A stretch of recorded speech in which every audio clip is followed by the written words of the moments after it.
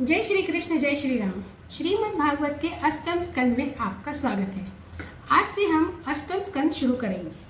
अष्टम स्कंद के शुरुआत में अलग अलग मनवंतरों के बारे में चर्चा की हुई है। यहाँ पर सबसे पहले 4 मनवंतरों के बारे में बताया है, उसके बाद 5वें और 6ठे मनवंतर के बारे में बताया है, और फिर अंत में 13वें अध्याय में 7 से लेकर के 14वें मनवंतरों के बारे में जानकारी दी हुई है। तो आज हम इन 14 मनवंतरों के बारे में संपूर्ण जानकारी लेने की कोशिश करेंगे। श्रीमद् भागवत की चर्चा अनुसार जो प्रथम मनवंतर था उसका नाम था स्वयंभू मनवंतर, और स्वयंभू मनवंतर में स्वयंभू नाम के मनु हुए, जिनके नाम से ही इस मनवंतर का नाम पड़ा था। इस मनवंतर के बारे में स्वयंभू मनु और उनकी पत्नी शत्रुपा और उनके संतानों के बारे में हमने संपूर्ण जानकारी प्राप्त कर ली है कि उनकी 5 संतानें थी, जिनमें से 3 पुत्री रत्न थे और 2 पुत्र थे। ये सब जानकारी हम पहले ले चुके हैं। देवहूति, आकुति और प्रसूति ये 3 पुत्रियां थी। उत्तानपाद और प्रियव्रत उनके पुत्र थे। उनके सभी वंशों के बारे में हम लोगों ने संपूर्ण जानकारी प्राप्त कर ली है। तो स्वयंभू मनवंतर में स्वयंभू मनु और माता शत्रुपा अपनी पीछे की उम्र में, मतलब अपने वृद्ध समय में, वे तपस्या करने के लिए वन में चले गए थे। वन में उन्होंने घोर तपस्या की। सालों साल वे तपस्या करते रहे। सुनंदा नदी के किनारे पे वे बैठ करके तपस्या करते थे। स्वयंभू मनु जो है वो एक पैर पे खड़े होकर के तपस्या करते थे। एक बार तपस्या करते समय भूखे असुर और दानव वहां पर आ पहुंचे। उन्हें लगा कि ये जो है, जो भी प्राणी जो यहाँ पर खड़े हैं, ये ऐसा लग रहा है जैसे कि नींद में बड़बड़ा रहे हैं। तो उन्होंने उन पर आक्रमण करने की कोशिश की। जैसे ही उन्होंने आक्रमण करने की कोशिश की, उसी समय भगवान यज्ञ पुरुष अपने पुत्र याम नाम के देवताओं के साथ वहां पर आ गए।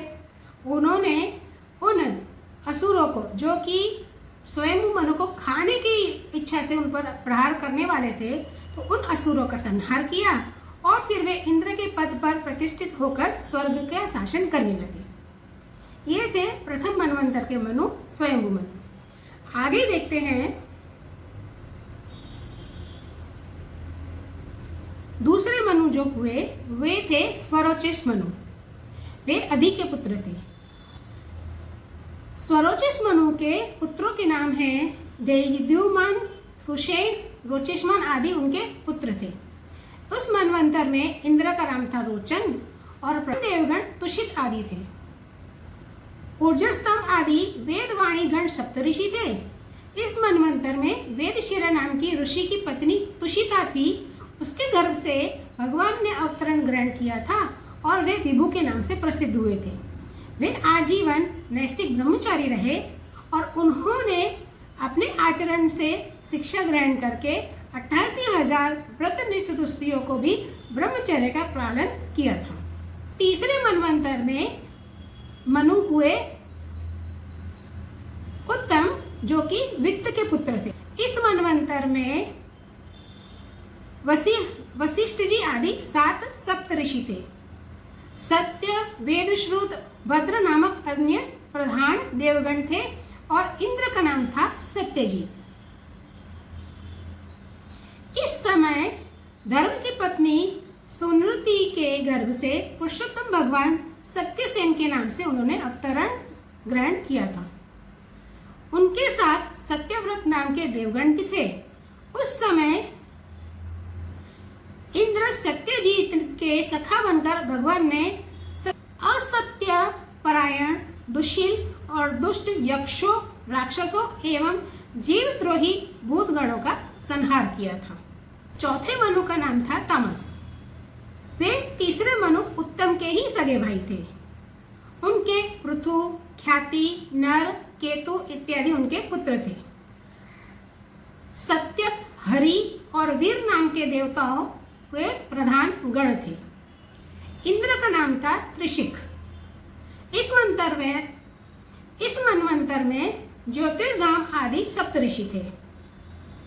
उस तामस नाम के मनवंतर में विभूति के पुत्र वैद्रुत नाम के और भी देर तक हुए। उन्होंने समय के फेर से नष्ट प्राय वेदों को अपनी शक्ति से बचाया था, इसीलिए ये वैभूति कहलाए। इस मनवंतर में हरि मेधा ऋषि की पत्नी हरिणी के गर्भ से हरि के रूप में भगवान ने अवतार ग्रहण किया था। इसी अवतार में उन्होंने गजेंद्र को ग्राह मतलब मगरमच्छ से रक्षा की थी। चौथे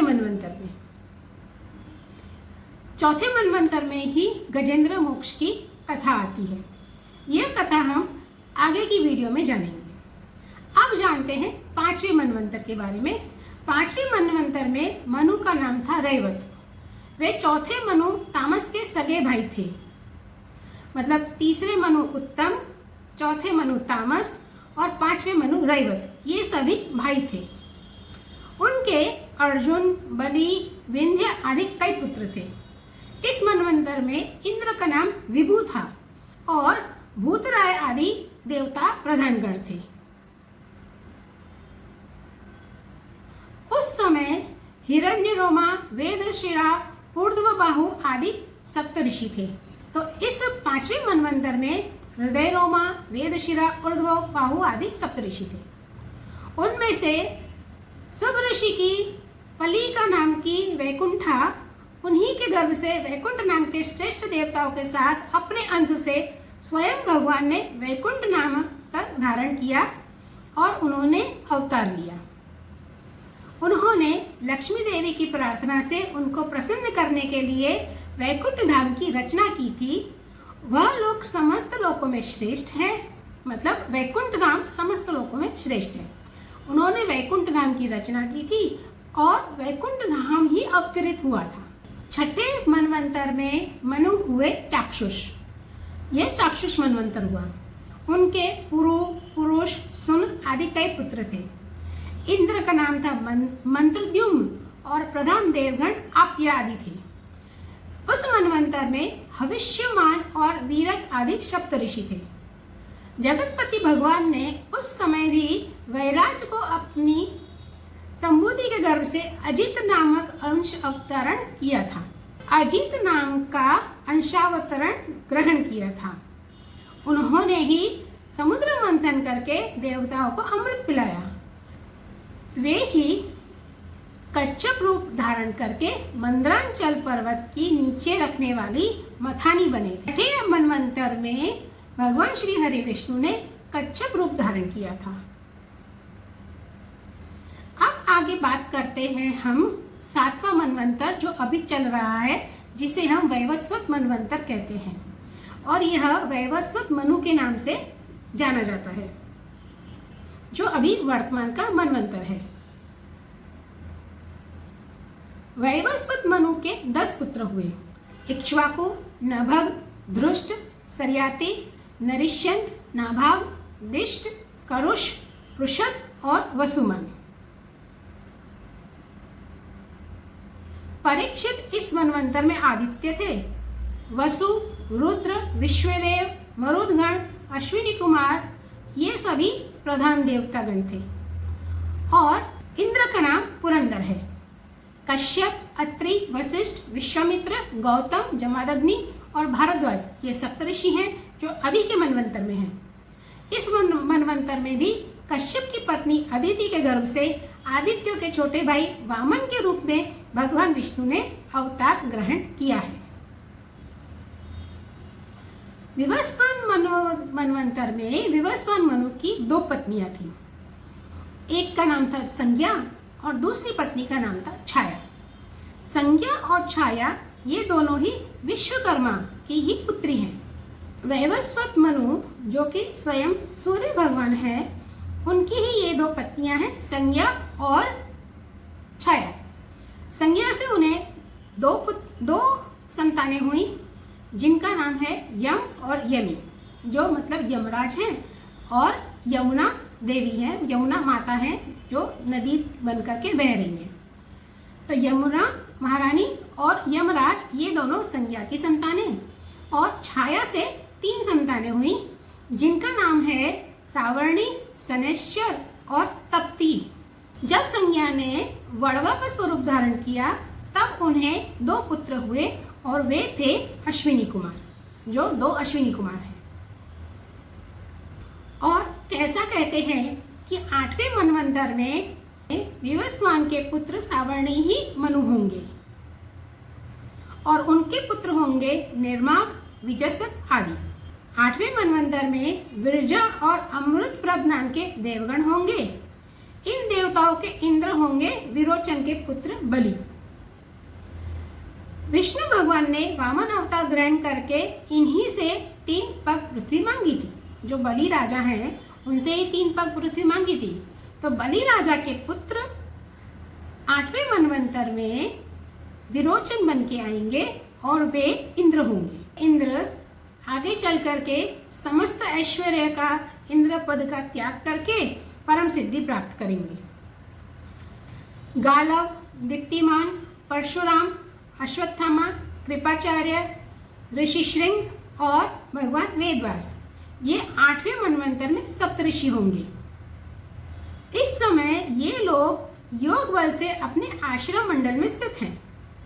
देवगुह्य की पत्नी सरस्वती के गर्भ से सर्वभौम नामक भगवान का अवतार होगा और ये भी प्रभु पुरंदर इंद्र से स्वर्ग का राज्य छीनकर राजा बलि को दे देंगे। वरुण के पुत्र दक्ष सावर्णी 9वें मनु होंगे।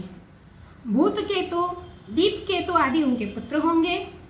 पार, मरीचिगर्भ आदि देवताओं के गण होंगे और इंद्र का नाम होगा अद्भुत। इस मनवंतर में द्युतिमान आदि सप्तऋषि होंगे। आयुष्मान की पत्नी अम्बुधारा के गर्भ से ऋषभ के रूप में भगवान का कला अवतार होगा। अद्भुत नामक इंद्र उन्हीं की दी हुई त्रिलोकी का उपभोग करेंगे। 10वें मनु होंगे उपश्लोक के पुत्र ब्रह्म सावर्णी।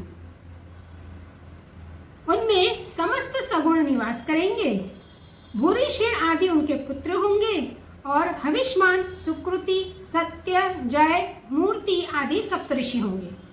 सुवासन, विरुद्ध आदि देवताओं के गण होंगे और इंद्र का नाम होगा शंभु। विश्वसृज की पत्नी विपुची के गर्भ से भगवान विवस्वक्सेन के रूप में अंशावतरण ग्रहण करके शंभु नामक इंद्र से मित्रता करेंगे। 11वें मनु होंगे अत्यंत संयमी धर्म सावर्णी। उनके सत्य, धर्म आदि 10 पुत्र होंगे। विहंगम, कामगम, निर्वाण रुचि आदि देवताओं के गण होंगे। अरुण आदि सप्तऋषि होंगे और वैद्रुत नाम के इंद्र होंगे। आर्यक की पत्नी वैद्रुता के गर्भ से धर्म सेतु के रूप में भगवान का अंशावतार होगा और उसी रूप में ये त्रिलोकी की रक्षा करेंगे।